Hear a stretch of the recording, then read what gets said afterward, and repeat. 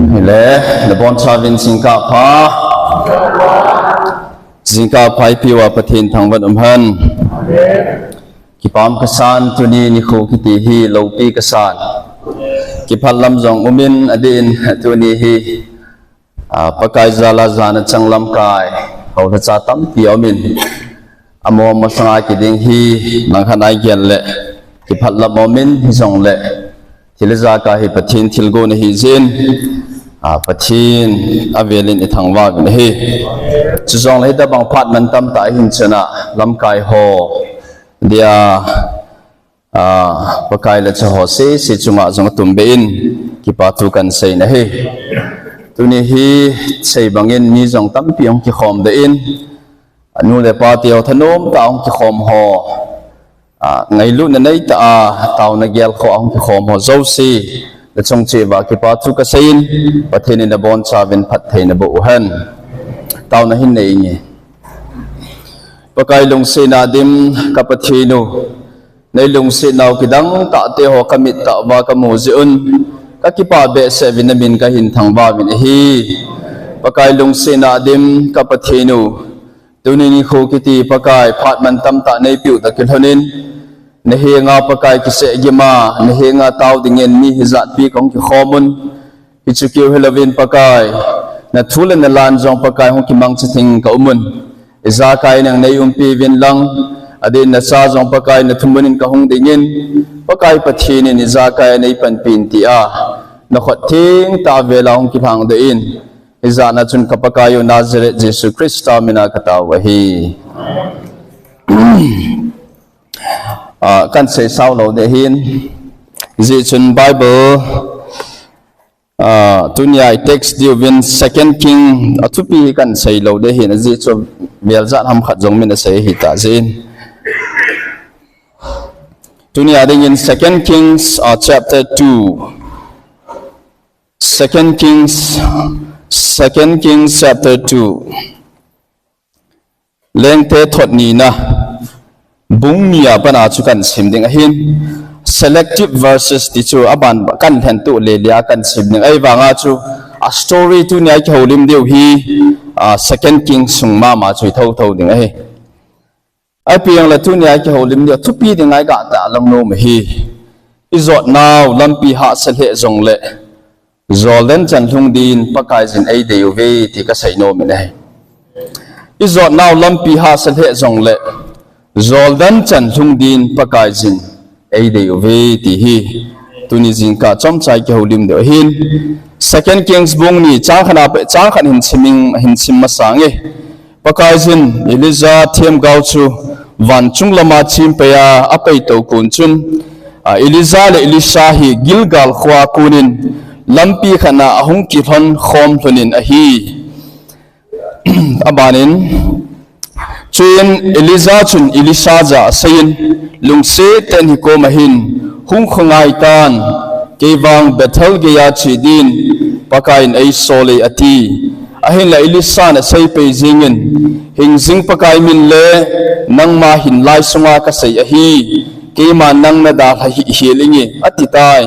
he je chun Eliza le Elisha chu ani gelin Bethel ge yin achi su thun tai tun chang li khat bein semye Eliza in Elisha hi nga sayin Elisha lungse ten hi ko mahin dan tan kewang pakain Jericho khu gein sidin ai sonalai atikit tai ahi wang Elisha na sai pe kinin hingzing pakai min le nang ma hin lai sunga ka sai ahi kinwang na da thai hi heli atikit leve zechun ani gel hunin Jericho khu gein ahung kilhon huntan ahi abanin changgu min semmi Chizovin jong Eliza in Elisha za sai kitan lungse ten hi ko mahin hongum dan tan kewang pakai jin Jordan vadung chi din ai sol na lai atikit levin hi ahi wang in lisan jong hingzing pakai min le nang ma hin lai sunga ka sai hi kinwang nang ma na da hi hili atin jechun ama ni ma chu akil hon pe kit hon tai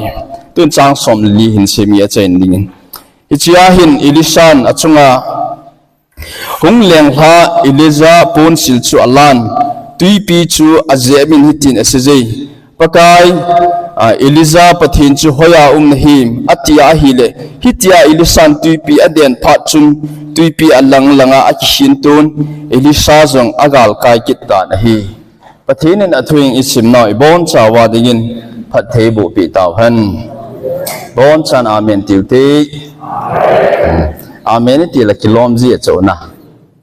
tu la hi naw kinai ji hin sa masapen ti da mahi ji chun imut chim na ya la sam la ji pa te nu te ho cha ni la chum lilanga nei hoi ka pa chale in khat bo ki nei ne lai jai ha sa ham wang ka he pon na ni ho hong ki nei de hong ki thiem mai te tan imut chim na ho hi lo he thing tha tu lai veleu sun kam mi theng ngoi te na mu mai theu hin ne khan hong ka le chama sai ji chun a ki ngai lun ki pom le một số sa ki ki sa di hin cho hi ka ngai tu la nu la pa man tam dan ka ga gel do ki na tu ni hin sei no ma hi izot now lampi Hahsa Lheh Jongle Zolden chan thung din pakai sinai devi Zolden hi bi ipi bola isei no moham ibola Zolden chu dun te ngai ham tu ni khwa hi Zolden hin ko tu simi veleu chan history a bible chun patake chai van ala Zolden kiti hi pakai o ki za namun hi cho pathen tang wan ma Zolden vadunga chu ipakai Jesu Christa in baptisma na sinan chunga kun hi chi ka chapa dei ta hi achunga kalung a lei ta ngei an ti ai thil kidang su na mun hi cho Zolden hi ani na cho thil kidang su ipiam tia le naman kiti pa hi lei si nan na iza nam khat doctor zo se ki vet za dam zo ta lo ai ta dam lo de ngam la ya Zolden vadunga ga dam hi cho paten thang wan Zolden vadung hi thun te ngai dan Zolden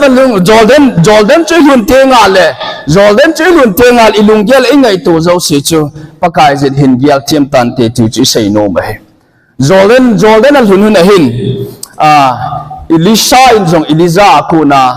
miracles thì chú thil bol thế na thil cái đăng bol thế na phát thế na chú giác chuẩn bị double blessing hi chú Zolden là luôn là chú receive thì chú akimu hi chú paten tang vận mà chú Zolden luôn đỉnh hi lắm cái vài tham khá điều hi pathin đây lâu hin Zolden ít hơn điều hi pathin lung lâm ấy for example trên campo pi chỉ điều lệ hoi lai lai giọt pa vam number 1 get masapen hi cái chọn sự tệ lệ cho get lai thun lệ cái phunin tin cái ông hi cái sei pat na che lawa cha lung miếng loya ka ki ngai to hi cho ai vang lai get ni thun tiếng ala sat pe hon in no le ji tiếng là kalung chang am lo na ni ngam ji chu ka hindi pau chip lo to koi pam khanin mai le pau ko thole mai thon he thei poi ti dan di wa chu hindi pau thola mon la he thei lo na ti hian chunumin kaloi nu ni hil jin ama ha nui na nui ji hindi pau chu ki la thei be lo lai ti di dan a hin kang po pi thun na ding a chu dai leng a ki chi thei lo number 1 step I thun na ding a chu I chi get hi tu ma sat ngai chu ni lom na ole na len tho ji lai ko nai wan leng nei wang chu im po ve tu pe kang po pi lun na ding a chu ipi hospital na chi na den lang sum lak som se gi na la do na de hi jong le get hi na thun lo wa le get hi na to ma sat lo lai thei lo hen ya chu pi na bol de ham biometric na me ding a chi lo le na me ki na chi lo na me ki ding nang lung han lo thum lo achi lo wala computer into a ball lo hai ta na nga ngai chi chu ki cha hi te la phaying na hin chi kit ding la khu chong phat chi nga kit ding ahong zo se ki nga khom kit ding I lung han la hang lo la chen hi thei lo hi ji chun kang pu pin I chi na di wa chu hi lai khu zot pa ngai lai khu na sa pe hon ipui kit din abul til din ipui wa aba nai chi tiang le aga lang get khat ga ki thung kit cha chu lai I bol nei ngai ki bol kit chim le chin hi la chun nom hi la chun ha he jong le na chi te nga hi chu a chi chu na chi na ding ka po business lun lo wal na lung gel chu na success lo di ya chu na chi te nga hi thun teng le ki cha hi te le pading a hin pulangai chi ki le so pi hon get na sumana la kit dab masang de chu double la lo hin to hi to wa he om ta po nai wanga sei no mu chu a double chi zot pa ding lampi o mi chi chu mun chu ka ga sei do no mai a chen Jordan ilun na diu hin izot pa diu hi thil ni thil thum au men hai tu jing ka sei no mai number 1 ama se pen izot pa diu hi direct nga Jordan itial thadum thu hin ai wa chu Jordan igaw kai na diu ilun na diu wa chu direct nga ki len thailo ki mo chi thailo hi chi shortcut lampi lo hi chi izot pa diu thil khat lan niom men chu iga sei no men ama se pen na Jordan ilun na ding izot pa de Gilgal chu a meaning chom Jongle tu ni ai say no meaning pen Gilgal kiti hi rolling chu zil do tin he chu a lui zo si zil do ding Joshua pa lai chun Israel cha te ho hin o ka te chu lai ji ma lai tu ngai vin hita bang ne la cha nien tu ngai vin complete bol Joshua in hi chu da lung gel ho chi bola na gel hom tu ai lai ai kanang gam zon ngai chi I bola na phun hom na phun nau si chu lola zil do vin ti chu khulama izi manam wa izi en hona du wa izi ma za chum na nei na go ho chu pathin nung lam hi po hi chu roll it zil do vin ti chu zil do vin na ka vin gel te hi vin tin a lui ho si chu a mi lui ho na lung gel lui ho si chu just stop thinking ti chu gel te hi vin roll it back chu zil do ta vin tin he chu Jordan ilun na ding atupi pera number 1 hi pathin hai taw na di hi Jongle it's a Gilgal zot pa thagawa hel na thagawa ki siam tha na lowa le Jordan piti chu na manga jong na met pha lo ni ngai ya chu Jordan ilun na ding Gilgal na chon set bol hen na lung gyal pha lo la hi pi Jongle roll le zil do mai chu zil do kan cha koi do de ta chu Gilgal chu ama se pe nai zot ding ai ne chikiu cho hipon in khuluya chon sit ngai to ho pathin nga taw de hi zin I taw ma sang wai lung thimai gyal diu khat cho o ke hin I chu ho se ipi ham to ka ngai to ipi lung gyal ka ngai to pathin lung heilo na lung gyal ipi ka ngai to ma I chu ai ka zil do no wale aga langa Jordan ka hun no pathin tak the na chu ka mu lo de ti gyal pu mai chi tu ni I taw ma sang wai I lung thimam chon se na la ipi git lom he Jongle Pei tha Israel do ding in pakai minin ang ki khom mi pi tio kan tim no min hai I pi ti taw jong lo chan thagawa na pin tha lo na taw na ki sang lo di chu ama se pe na pathin lung sang chu to kha ma san ngai ama se pe na ma gam la chon pha na hol ma san ki ti pi ki sei na ping tha ma san tin hi bo chu pathin lung sang chu tong kha ma san pin tha ma sat lawa pathin lung chang I to kha lo I pi ti ki pen long la chen lai hi bo chu hoi bang khat ma bang bing cha kha langa ni khat ma na ko kwa za lo ta bang hai chi chu bo ya chama se pe na Jordan thun na ding hin Gilgal I ho ma sat ngai ne ani na sei nom hi Gilgal I kho kal ta le I zot pa ding ani nei Bethel ki ti hi Bet ti chu in hin El ki ti chu Hebrew pau El Elohim pathin min hi chu El Shaddai El Elohim ki ti chu Bet et pathin in Bet tele in El tele Elohim pathin in ti chu ho in tin hi chu ya chu Christian khadi hi a Gilgal hin gal kai I khat I ta le ama se pe ani na I zo ding mun hi pi ham tel I phat na mun te ding I zo pa te de ding pi ham tia la battle Christian khat hiya le ho in ke angai tin hi chu Christian khat hiya le pathin ho ina pathin mi te ki loi khoma ba chu la sa khoma pathin ho ina pathin asuma pathin bela hin khu man ning ti pa bet el chu pathin in hi chu lai mu hi zot pa te ngai chu kon khat chu thu sei ding pa ki khial ja hun kai lo yong ki mai chu Pastor pain ipiham khat asai khil ja Sunday zan na off kha ta upapa na thu sai ipiham khat na lungthim tong kha na lungthim nat khat asai kha ja ho in ke na off na uma chi chu mi ping tha ho Gilgal hin khal ho chon chan lo pi chu ya chu sai no mu chu piham ti a le hi chu ja chu battle pel di lowin Jordan pa na ding atu pi lo ya khat chu battle chu na thun te ngai chu na zot pa te ngai chu ho bung di te thing kang phai evangelist in kanomin party khát hậu limin sepe hin mai cham kasim jin home Christian ho kaga bol ji a hậu lim na kalung thim tong ka ta khat chu lalboi ka sepe pan na hin hoin ka kai nom ji be se ji hin ka officer pa hin ei phalpon hoin na kaya le na lo ka di hetie ti chu ke jong ka jinu to ka ki ho to hnen ai poi ka di jong le duty to ki to hi ji chun absent ngai ji ta ka ni ka ta te ni ka sa hun tai ji chu but after 2 years kum ni jovin ki dang tai officer pa in alung ngai khele ti chu ai khele le ka ti sa pe chu za la ai ni chu za la chun ke bo se chu ta sa ne ji chu patin thang ba hoin kana ka pathin hinga kana thousand chu pathin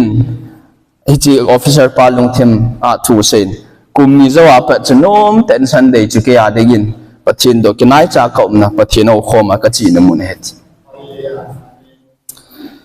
ka khulang wa pa te khat no min acha pa hi adamon chapa chang khat se nei hin ong da mo ta na hi la thi tan a thi zo na ma na sei chu pathin om poi tia hu in kai lo tas tu chân gây hội in cái lo ai vang ai khu ka vena ki pa na om lo cho ai khu man chu ka vena le pura ikau pia jong la su sam thei ta lo cho aji chu pathian hu in zon ta lo aji chu pathian nga tao ta lo pathian om poi tia lunggel ngai to achapa pathian program hi ti jong chu chunga lung lo hi jang chu ke sei mai thei jong le ka sei nom bang chu thil jong sei hi roman na sei banga chu pathian het lo wat sung thil khat sa poi pathin thang ban man na ya chu thiliza ka hi pathin khonai ngap tha po wa le ding ai je chun gilgal jut na ding a hin jordan hu na ding han gilgal izut su khat a hin battle bad el chu pathin in jut te diu he chu thing le a step to a procedure to izu ya le pathin in jong lung thai hi chu hi lo hom piam khat chui bol ki gut na a system a procedure chu Israel lawale ki thei mong lo chu ya chu pathen system ma yong chu ama lung gel chu ito kha lawale a system a procedure chu akito lawale pathen lung thai di hi lo pi chu athum nai sei no ma hi battle is no hi til chu ma hin athum nai sei no ma hi battle na zo ting le ne het ding khat chu Jericho na zot pa ngai Jericho ki ti hi haubung mi te ho nup namun hi lo hi chu Jericho lu na chu gal ki sat na mun Jericho ki ti mun he gan thei na mun lung gem na mun ka te lung chima gan thei ki sa na mun het na mun ai lawali pia satan tu lai ho contextualize ga bolo ipi ha ilung gel lo lam bi ati lung lunga ina ga hin kho jing jong sumo pha the ki Jericho ki ti hi ilun te gilgal hin jot gal kai na hiya le Jericho wang suna pha te ding ai ikiba lo mai the dunia hobung mi hong ki khomi gilgal la dan jong yu mai the na lai hin battle hung lo lai jong mai the abang khat wang chu Jericho dan jong du ai pi chu yong le Jericho chen hin po ho tu lai ta na hin kho Jericho phan ni hiya le pathin thang ben tu lai context ka ve in inam pom pi ka ve na le Jericho i pau han ti jong he ka ngai tu kum jong o min ai ki sa na gal ki do na ai lawala lep na ai lawala nasata ki su gan theina ai lawala ipi ha cho za chom choma aninga gal sa aninga ai do ding om lai ta he ikon a lever I bon ke wa pumpia inam pumpia seding ya le tu lai ta he Jericho I pau jong he mai the oh ai wanga ki paum dan Jericho gal chu zol dan he ta chu pathen thang bon Jericho na lun teng le na lung chima na lung gel na koi ding ka dei sa chu aga la chun zol dan om tai ti hi lung chima koi ding in pakai min kan te mi ne zol dan lung ko jong hi mai che ki bang lo mai the Nain sung lever tu lai ta Jericho thung jong hi mai thi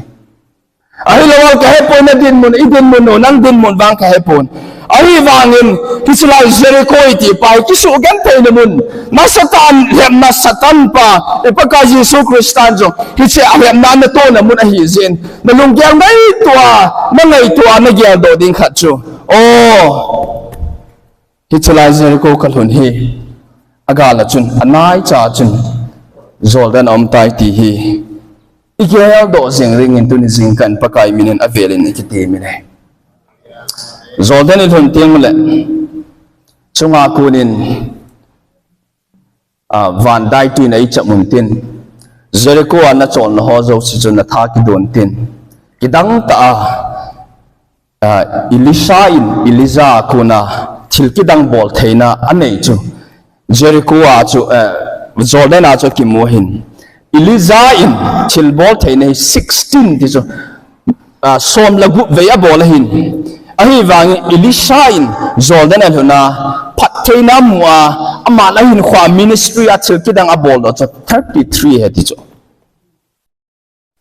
sorry Eliza in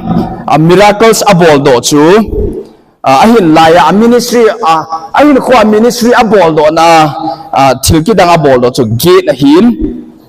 Elisha in a ball do chu som na gup zoi pathin thang ngon umai which means Jordan alhun to alhun masang ahin kho chu ki hi ne in kho hin Jordan ilhun lawa Gilgala den ne hi le chu chu pathin lung de pon battle den ne hi ya le chu chu pathin lung lam hi pon Jericho a king adan ne hi ya le pathin lung lam hi pon pathin lung lam le blessing pathayung kun na ding chu Jordan mo na pathin ni kyaulim noi bon chawading pathay bo pitawan ka kipai